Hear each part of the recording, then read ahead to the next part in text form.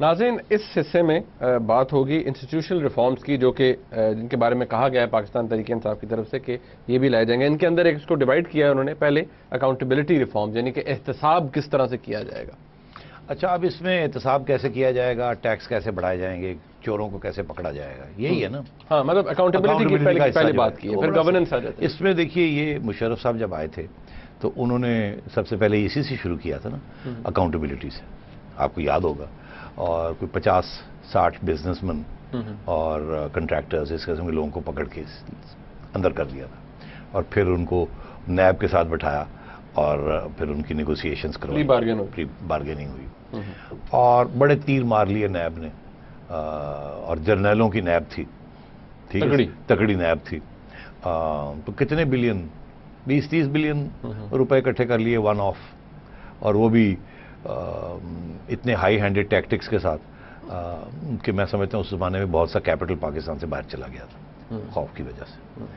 تو یہ کوئی ٹیکٹک نہیں ہوتا کہ لوگوں کو پکڑ کے جیلوں میں ڈال دیں آپ. یہ بزنس کمیونٹی کو بنانے میں صدیاں لگتی ہیں. ہر ملک کی ہسٹری میں بزنس مین چوری کرتے ہیں. آہستہ آہستہ وہ چوری کر کے اپنے امپائرز بناتے ہیں. امپائرز کے بعد پھر وہ فلانتھروپی کرتے ہیں، پھر چیریٹی شروع کرتے ہیں، پھر وہ ایک ریسپیکٹیبل بن جاتے ہیں.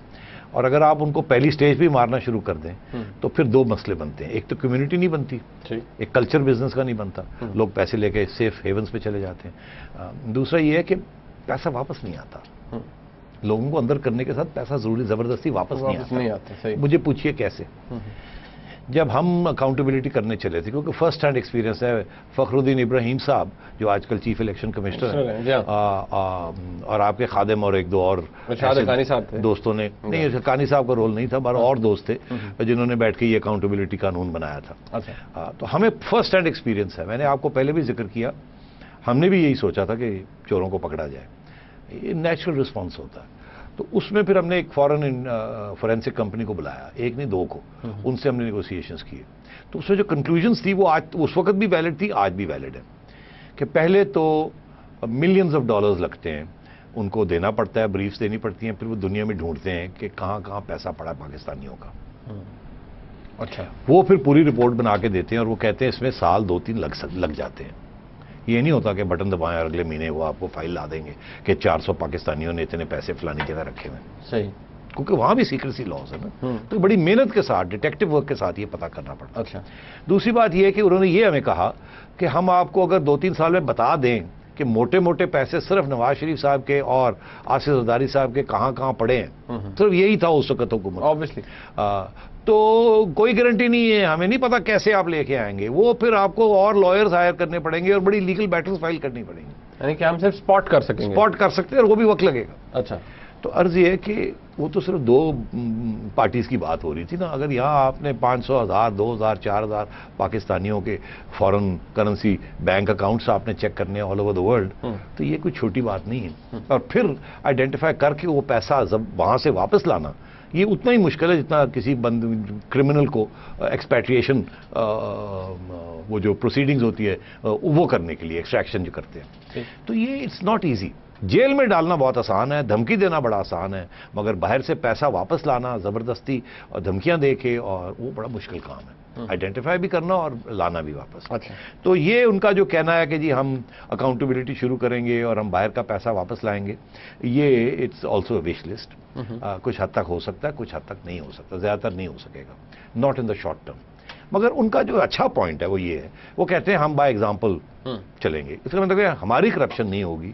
جب ہم گورنمنٹ میں ہوں گے تو ہم روکیں گے جہاں جہاں کرپشن ہو. تو آگے کی کرپشن روکنے کے اوپر یہ اپنی ایگزامپل کے تحت certainly that's a good thing کہ اگر منسٹرز کرپٹ نہیں ہیں، پرائم منسٹر کرپٹ نہیں ہے، پریزیڈنٹ کرپٹ نہیں ہے، ان کی حکومت کے لوگ کرپٹ نہیں ہیں، تو پھر آگے سیکرٹری بھی نہیں ہو سکتا، پھر ان کو بھی روکا جاتا ہے. پھر آل along دا لائن جو ہے وہ ایک قسم کا اسٹاپ گیپ میجر بن جاتا ہے. مگر یہ تو اوپر والی بات ہے نا. کرپشن اس ملک میں صرف منسٹرز نہیں نہ کرتے، کرپشن تو ہر لیول پہ ہے، چپڑاسی سے لے کے اوپر تک. آپ نے پوسٹیج سٹیمپ آپ نے کبھی خریدنے ہو نا ٹکٹ لگانے کے لیے، آپ نے کہا کہ یار 500 پوسٹیج سٹیمپ لے آئیں، میں نے عید کارڈز 500 بھیجنے. مشکل ہے. آپ جائیں گے جی پی او، وہ کہیں گے جی ہمارے پاس تو 100 رہ گئے ہیں، سارے ختم ہو گئے. آپ ایسے کریں باہر چلے جائیں، وہ تھڑے پہ لوگ بیٹھے ہوئے ہیں، ان سے لے لیں، ان کے پاس ہے. ان کے پاس آپ جائیں گے، وہ کہیں گے ہاں روپے کا سٹیمپ جو ہے 1 روپے 20 پیسے کا ملے گا آپ کو. एग्जाम्पल दे रहा हूँ. तो ये करप्शन के खिलाफ एक मुहिम चलाना is very good, easier said than done. तो इसमें आप 10 अरब 20 अरब 30 अरब 40 अरब वन ऑफ आप जरूर कर सकते हैं, एंड दैट्स इट. उसके बाद आपको इंस्टीट्यूशनल मैकेनिज्म्स बनाने पड़ेंगे रिफॉर्म के, जो कि बात बड़ी आसान होती है कि जी CBR को हम रिफॉर्म कर देंगे. इंडिया जैसा मुल्क, पता है इंडिया में इस वक्त जो स्केल ऑफ करप्शन है, ये सारी कांग्रेस की हुकूमत जो है, आप समझते हैं कि ये हुकूमत करप्ट है, आप इंडिया की आपको पता ही नहीं है कि वहां क्या हाल है, कितनी करप्शन है इंडिया में इस वक्त. India is more corrupt than Pakistan, और वहां गवर्नमेंट जो है फिर भी बैठी हुई है Congress government. It's not easy. India की CBR is far more efficient, उनकी intelligence services and revenue services far more efficient. उनका tax to GDP ratio already 15% पे पहुंचा हुआ है, फिर भी they are more corrupt than us. हमारा तो 9% ऑफ GDP. तो ये again wish list, not so easy. CBR की रिफॉर्म किसने नहीं सोचा. आज भी जो चेयरमैन है CBR के बड़े जबरदस्त इंसान है, अली अरशद साहब, सॉलिड, इनसे ज्यादा सॉलिड आपको बंदा नहीं मिलेगा. मगर he also has his hands full. वो कितने अरसे में क्या कर सकते हैं, तो we have to see. It's not easy. With the best of intentions आप छोटा सा एक चिप मार सकते हैं. ये सारे सोसाइटल मसला है, इट्स टेक्स टाइम. तो ये एक टर्म में इस किस्म की बात, ये लोगों को ये जैसे कहते हैं ना, वो दूध की नहरें बहाना, वो नहीं हो सकता. अच्छा, बात नहीं है. ओके. तीसरी चीज, अच्छी बात की उन्होंने, ये मैं इसलिए थोड़ा वक्त लगाना चाहता हूं इस पर, क्योंकि ये अच्छी बातें हैं कुछ. इन्होंने कहा हम एक टैक्स वाइटनर स्कीम भी लगाएंगे. अच्छा. हर हुकूमत जब आती थी पहले, martial law government specially, Ayub Khan के ज़माने से ये शुरू हुआ कि जी आप अगर ब्लैक मनी जो आपकी है वो डिक्लेयर कर दें और इतना टैक्स दे दें, 10% टैक्स दे दें. आमतौर पे 25% है, 20 to 25 to 33. आप लोएस्ट 10% दे दें, अपना वाइट कर लें. उसका जो रेट ऑफ सक्सेस है ना, वो बड़ा लो है. लोग समझते हैं कि बड़ा हाई रेट है, हाई रेट ऑफ सक्सेस नहीं है. उसके साथ भी इतना पैसा वापस नहीं आता, क्योंकि जो पैसा चोरी हो गया है ना, वो चला गया कहीं, चला गया. सही, वो यहाँ नहीं पड़ा हुआ, या अगर पड़ा भी हुआ है तो प्रॉपर्टीज में है जो कि आप ना बेच नहीं सकते. तो टैक्स देना is not easy even on black money, क्योंकि वो कैश से देना पड़ता है, कैश रिसोर्सेज.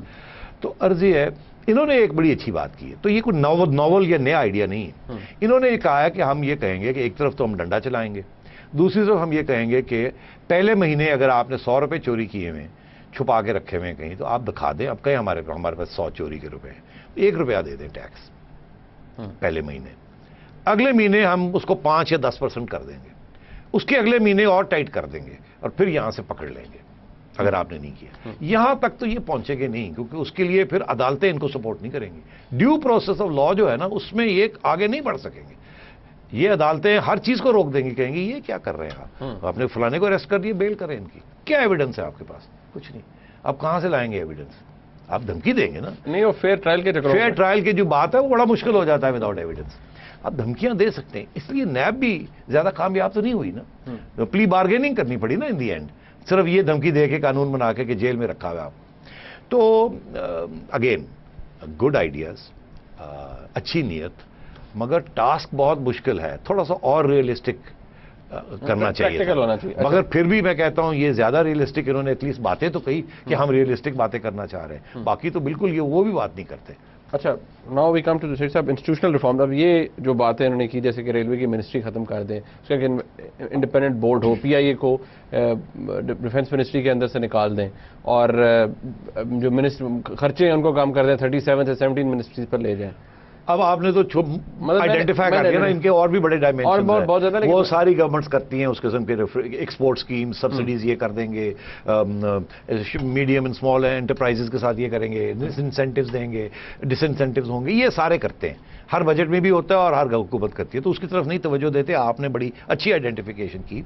पहली बात ये है, वो ये जो सारे loss making public sector enterprises हैं, ये कहते हैं जी कि हम ये लॉस मेकिंग खत्म कर देंगे. और आज सुना है असद उमर साहब ने कहा कि हम लोगों की छुट्टी भी नहीं कराएंगे. हाँ.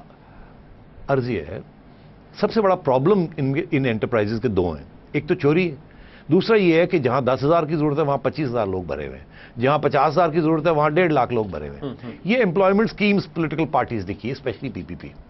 मियां साहब ने भी की, मगर स्पेशली PPP. वोट यार, बिल्कुल ये पॉलिटिक्स है ना, ये पॉलिटिकल इकोनॉमी है. अपने वोटर को भी तो आपने कुछ देना है ना. अगर आप उनको रोटी पानी नहीं दे सकते तो फिर आप नौकरी दे दें. इसीलिए गो स्कूल्स हैं, इसीलिए इस किस्म की चीजें. इसका ये मतलब है कि अगर इन्होंने ये सारी स्टेट जो सब्सिडीज जिनको मिलती हैं, जो लूज स्टील मिल से लेके और XYZ रेलवेज PIA, अगर इनको वो प्राइवेटाइज करेंगे तो कोई खरीदने की तैयार नहीं है जब तक आप वो जो PIA से 10,000 लोग नहीं निकालेंगे, स्टील मिल से MQM के 10,000 लोग नहीं निकालेंगे, PIA से पीपल्स पार्टी के नहीं निकालेंगे, OGDC से फलाना नहीं निकालेंगे, एंड सो ऑन, वापडा से फलाने नहीं, मतलब गवर्नमेंट के। तो आपने कम अज कम, एक जमाने में वर्ल्ड बैंक ने एक रिपोर्ट की थी पाकिस्तान की हुकूमत के लिए जब मोहतरमा का वक्त था मिड-90s में, तो उन्होंने कहा था हम आपको 1 अरब रुपया के करीब लगभग 700-800 मिलियन डॉलर्स देते हैं 2 स्टेजेस में, 300-300 मिलियन, आप लोगों की छुट्टी कराएं और गोल्डन हैंडशेक करके निकालें लोगों को। वो पैसे भी चले गए, गोल्डन हैंडशेक भी होगी, भर्ती फिर होगी। तो मतलब है कि क्या इमरान खान साहब ये इंप्रेशन देना चाहते हैं हम कंपनीज को तो एफिशिएंट कर देंगे मगर 10 लाख लोग को बेरोजगार का बना देंगे जिनको नौकरियां मुफ्त की मिली हुई हैं, दूसरी सियासी जमातों ने दी हुई हैं? ये नहीं कहेंगे, ये कह नहीं सकते, पॉलिटिकली वायबल नहीं, पॉलिटिकल वायबल नहीं। तो ये मतलब है करना पड़ेगा, करना पड़ेगा, मगर क्या कर पाएंगे? सड़कों पे खून खराबा हो जाएगा, अदालतें रोक देंगी इस प्रोसेस को। मुझे याद है कि जब मुस्लिम कमर्शियल बैंक की प्राइवेटाइजेशन हुई और उन्होंने लिखवा लिया था कि हम इतने लोग निकालेंगे और गवर्नमेंट सपोर्ट करेगी, उन्होंने निकाले, आज तक प्रोटेस्ट्स होती हैं, वो जो लोग निकाले गए हैं जिनको गोल्डन हैंडशेक्स भी दी गई हैं और अदालतों से वो स्टे ऑर्डर्स ले लेते हैं और पकड़ के लेके ऐसे बैठे हुए। तो यूनियंस आर स्ट्रांग, कोर्ट्स नहीं इस किस्म की इजाजत देते, तो ये बड़ा मुश्किल काम है। अच्छा, वक्त का ब्रेक का नाज़रीन, ब्रेक के बाद जब आएंगे इसमें कोशिश करेंगे जो चीज़ें रह गई हैं, जो हेड्स रह गए हैं, उनके हवाले से बात हो। हमारे साथ रहिएगा।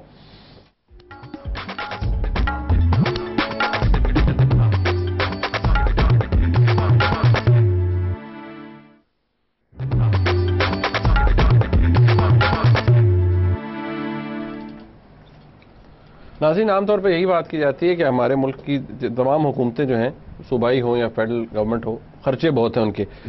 एक्सपेंडिचर यानी कि अखराजात को कम करने के लिए अगर one looks at the slide तो बड़ी डिटेल्ड बातें लिखी हैं कि हम सब काफ़ी चीज़ें काम कर देंगे। तो you think everything is practical? मतलब उसमें उन्होंने कहा हम डिफेंस को भी कम करेंगे, डिफेंस को करेंगे, डेवलपमेंट फंड्स बंद कर देंगे, पार्लियामेंटेरियंस के, ब्यूरोक्रेट्स के पर्क्स वो उनको कम करेंगे, president house, prime minister house, camp offices जो हैं उनको कम कर देंगे CM साहब के। अर्ज ये है कि ये बातें सारी मैंने पहले सुनी है, ये नहीं सुनी बात कि डिफेंस कम कर देंगे, ये नई बात सुनी है। बहुत से लोग पहले भी हमने ये सुना कि जी प्राइम मिनिस्टर हाउस जो है वो बंद हो जाएंगे, गवर्नर हाउस बंद हो जाएंगे, और मगर ये चीज़ें बंद नहीं होती। फिर ब्यूरोक्रेट्स आ जाते हैं, वो आके कहते हैं जी बंद करेंगे तो इतना खर्चा है बंद करने का, इतना नुकसान है, और अगर चलते रहने देंगे तो इतना नुकसान है। तो बेहतर ये है कि आप इनको चलते रहने दें, फिर नहीं तो आपको नए नए घर लेके देने पड़ेंगे और ये करना पड़ेगा, उसके खर्चे इतने हैं, तो थोड़ा बहुत वो छोटी मोटी ट्रिमिंग हो जाती है, फिर जगह रह जाती है। तो ये ईजियर सेड देन डन, मगर बहुत अच्छी बात है, कुछ हो भी सकता है। गवर्नर हाउस इतने बड़े, वो तो डेफिनेटली कोई जरूरत नहीं है ना, क्योंकि वहां कोई काम नहीं होता, मगर ये जो 6 चीफ मिनिस्टर्स के, ये चीजें हो सकती हैं, इसमें कोई शक नहीं। So good. पार्लियामेंटेरियंस की डेवलपमेंट बजट्स, अगर आपने ये काम किया ना तो फिर अगली इलेक्शन तो आप नहीं जीत सकते। आप पहली इलेक्शन भी शायद, अगर आपने ये बात खुली कर दी कि अगर हम अपने पार्लियामेंटेरियंस के ऊपर एग्रीकल्चरल टैक्स भी लगा देंगे और हम उनको डेवलपमेंट ग्रांट्स भी नहीं देंगे और हमारे जो चीफ मिनिस्टर्स होंगे उनको हम डिस्क्रेशनरी फंड्स भी नहीं देंगे और ना खुद करेंगे, तो मैं समझता हूँ सपोर्ट बेस जो इनकी इंस्टीट्यूशनल सपोर्ट बेस या ट्रेडिशनल सपोर्ट बेस जो इनको मिल रही है अभी लोटों की वजह से, क्योंकि लोगों के इलेक्टेबल्स, तो वो भाग जाएंगे।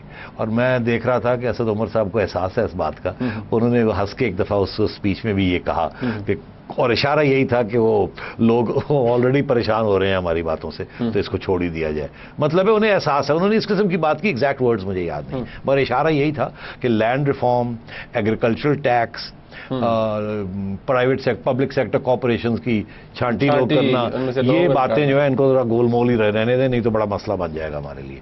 मगर इरादे हैं इनके, अब वो करेंगे या नहीं करेंगे वो देखते हैं। डायरेक्टली डिस्ट्रिक्ट्स को फंड, जी इनकी नीयत बड़ी अच्छी है, मगर पॉलिटिकल एक्सपीरियंस नहीं है। जब जाएंगे ना तो पता लगेगा। मैं कहता हूं कि इमरान खान अगर इनकलाबी भी बन जाएं, जो नहीं है वो, क्योंकि होते तो बहुत से लोग उनकी पार्टी में ना होते, बहुत से लोग तो हैं मगर बहुत से लोग ना होते। अगर वो इनकलाबी भी होते, मार्क्स की तरह, माओ ज़ेतुंग की तरह, बेन बेल्ला की तरह, खोमेनी की तरह, एटसेट्रा एटसेट्रा, तो ये रास्ता नहीं है फिर स्टेट पावर लेने का।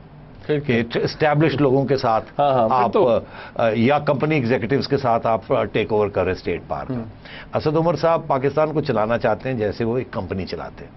Authoritarian command structure, accountability, decision making, management, innovation, companies کرتی ہیں. That's what company strategy and company ethos is all about. ملک ایسے نہیں چلتے. ملک میں کانسٹیٹیوشن بھی ہوتی ہے, عدالتیں بھی ہوتی ہیں, پروونسز بھی ہوتی ہیں, لوکل گورنمنٹس بھی ہوتی ہیں, political interest, politically vested interest بھی ہوتے ہیں, ڈیولوشن بھی ہوتی ہے, سینٹرلائزیشن بھی ہوتی ہے. ہر سٹیج کے اوپر پرابلم ہی پرابلم ہوتے ہیں, کمپرومائز ہی کمپرومائز کرنی پڑتی ہے. بہتر یہ ہو کہ یہ کہتے ہیں کہ جی سارا کچھ ہم کریں گے, اس میں ایک چیز اور کہہ دیتے. میں ایڈوائزر ہوتا تو میں کہتا کہنے جی ہم سویپ کر رہے ہیں, ہم کانسٹیٹیوشنل امینڈمنٹ ایسا لا رہے ہیں کہ ہم پریزیڈینشیل سسٹم لے آئیں گے, اور چیف جسٹس صاحب کے پاس جائیں گے کہ آئین کی روح بدلنے جا رہے ہیں, آپ مہربانی کر کے ہماری بات مان لیں. پریزیڈینشیل سسٹم ہوگا, ہم کر کے الیکشن کال کر لیں گے. عمران خان صاحب will stand as the president, وہ اب پریزیڈنٹ بن کے آئیں گے, پھر وہ اپنی ٹیم بنائیں گے, اور وہ پھر ایک سینٹرلائز سسٹم ایسا بنائیں گے جہاں ان کی ریٹ چلے گی. تو پھر سوال یہ ایک پہلا اسٹیپ. پرائم منسٹریل سسٹم جو اس سسٹم میں بہت کم گنجائش ہے فار ریڈیکل ریفارم. دوسری بات یہ ہے کہ جب آپ کو یاد ہوگا جنرل مشرف آئے تھے تو چیف ایگزیکٹو بن گئے تھے نا, جیسے کمپنی چلانے آئے, فوج جو ڈنڈا لیا ہوا اور ساتھ چیف ایگزیکٹو بھی اور چیف مارشل لا ایڈمنسٹریٹر بھی, اور سارا کچھ بن کے آئے تھے.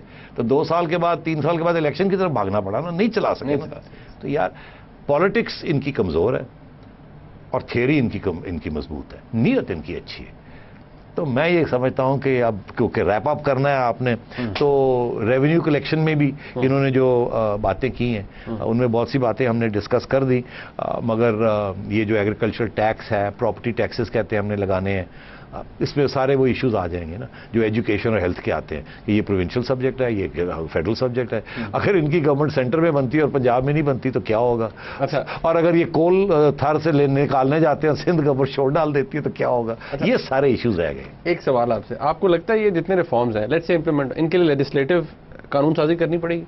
سب کے لیے قانون سازی کرنی پڑے گی, اور پھر قانون سازی کے بعد بھی عدلیہ کو ساتھ لینا پڑے گا, لا اینڈ آرڈر جو ہے اس کو ساتھ لینا پڑے گا, ادروائز یہ بالکل نہیں چل سکتا. ریڈ صاحب, عام قانون سازی کس طرح ہوتی ہے آپ جانتے ہیں؟ دیکھیے سمپل میجورٹی نیشنل اسمبلی میں چلے آ گئی, سینٹ میں تو اگلے 2-2.5 سال پی ٹی آئی کا کوئی وجود نہیں ہوگا. ہاں تو نہیں, مگر سینٹ ڈیلے کر سکتی ہے نا, ڈیلے میں وہاں پر ابھی تو جو بیٹھے ہوئے ہیں وہ تو اگلے 3 سال کہیں نہیں جا رہے. ہاں مگر ڈیلے کریں گے نا بلز کو, ایونچولی تو کرنا پڑے گا نا.